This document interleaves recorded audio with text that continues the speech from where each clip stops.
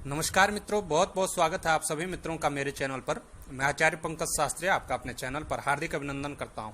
उपस्थित हूं सूर्य के माध्यम से बनने वाले दो योगों का विश्लेषण को लेकर के। हमने पीछे चंद्रमा के द्वारा योग बताए और अब हम आपको बता रहे हैं सूर्य के माध्यम से दो योग कौन से होते हैं। एक है पाप वेशी योग और एक है उभयचारी योग। दोनों ही सूर्य के माध्यम से बनते हैं, इसलिए आप अपनी जन्म पत्रिका को खोलिए और उससे आपको देखिए कि सूर्य के माध्यम से कहीं यह दो योग आपकी जन्म पत्रिका में तो नहीं है। यदि दो योग आपकी जन्म पत्रिका में हैं तो निश्चित ही आपको ये योग नहीं दोष हैं, इनकी शांति आपको अवश्य करनी चाहिए। सूर्य के माध्यम से पहला बनने वाला जो दोष है या योग हम इसको कहते हैं, दुर्योग के नाम से देखते हैं, तो वह है पापवेशी योग। सूर्य लग्न कुंडली में, जहां पे लग्न पत्रिका है, उसमें सूर्य जहां पर भी बैठा हो वह प्रथम भाव से लेकर के द्वादश भाव, एक घर भाव जो आपको कहना हो कहिए, मतलब प्रथम भाव से लग्न से लेकर के 12वें भाव में कहीं भी बैठा हो सूर्य, जहां से बैठा हो वहां से दूसरे भाव में, उसी के दूसरे भाव में वहीं से गिनना शुरू करें और वहीं से 2 अंक जहां पर आपको मिलेगा, जहां पर दूसरा भाव मिलेगा, यदि वहां पर पाप ग्रह हो, क्रूर ग्रह हो, यानी मंगल, राहु, केतु, शनि इत्यादि ग्रह हों,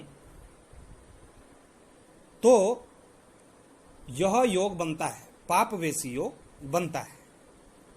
और इस योग से जातक को अपने जीवन में विशेषकर सूर्य से होने वाली हानि तो होती ही है, लेकिन जातक भाग्यहीन होता है, सुख से वंचित होता है और दुर्गमी व दुराचारी होता है। जातक के मन में दया का भाव नहीं होता है। ऐसा जातक अपने जीवन काल में कहीं न कहीं किसी भी प्रकार से बदनामी का धब्बा अपने जीवन पर अवश्य लगाता है। इसलिए यदि आपकी जन्म पत्रिका में यह योग हो, यह दोष हो, तो निश्चित ही इसकी आपको शांति करवानी चाहिए और इन सब चीजों से आपको बच करके रहना चाहिए। यदि आपकी जन्म पत्रिका में उभयचारी योग हो, उभयचारी योग कैसे बनता है? जब सूर्य के दोनों ओर द्वितीय और द्वादश, जहां सूर्य बैठे हैं उसके दूसरे भाव में, और उससे सूर्य के हम एक घर पीछे कह सकते हैं, 12वां भाव यानी एक घर पीछे, तो सूर्य जहां बैठे हों, जन्म पत्रिका किसी भी स्थान पर हो सकते हैं, वहां से द्वितीय भाव और 12वें भाव में यदि ग्रह होते हैं तो यह योग बनता है। और ग्रह कौन? यदि शुभ ग्रह हैं तो निश्चित ही शुभ स्थिति इनसे देखने को मिलती है, लेकिन कहीं पाप ग्रह हैं, क्रूर ग्रह हैं, तो निश्चित ही यह योग भी अत्यधिक शुभ नहीं माना जाता। यदि शुक्र मान लो द्वितीय भाव में है और देवगुरु बृहस्पति सूर्य से 12वें भाव में है, तो निश्चित ही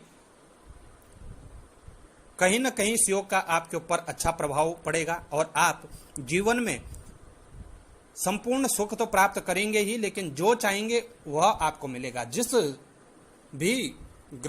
भी भाव में सूर्य होंगे और उसी से संबंधित आपको समस्त सुख सुविधाएं, समस्त लाभ आपको देखने को मिलेगा। लेकिन कहीं यहाँ क्रूर ग्रह हैं, पाप ग्रह हैं, तो निश्चित ही इस योग का भी आपको बहुत अच्छा लाभ देखने को नहीं मिलेगा। उसी भाव से संबंधित यहाँ हानि हो जाएगी। मान लो सूर्य लग्न में हो और दूसरे भाव में शुक्र हो और 12वें घर में बृहस्पति हो, तो यहाँ दूसरा भाव धन का, वाणी का, उस धन और वाणी से भी आपको लाभ मिलेगा। लग्न का सूर्य तो लाभ देगा, लेकिन जो द्वादश भाव है वो कई यात्राएं आपको कराएगा और व्यर्थ का व्यय होने से आपका बचेगा।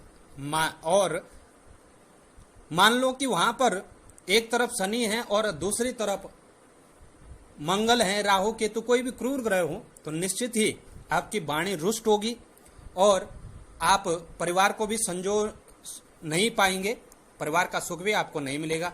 साथ ही यदि द्वादश भाव में भी कोई क्रूर ग्रह हो, राहु हो, तो कई हानि आपको दे सकता है, हर जगह आपको नुकसान में डाल सकता है, हानि आपको पहुंचाने का कार्य कर, अनेक शत्रु आपके बना देगा।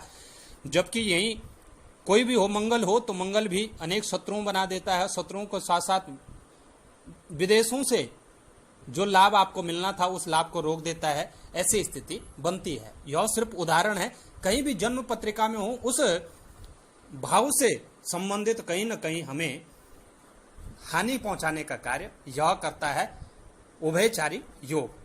तो प्रिय दर्शकों, आज हमने जाना पापवेशी और उभयचारी दोनों दोषों के बारे में, कैसे यह दोनों दोष बनते हैं।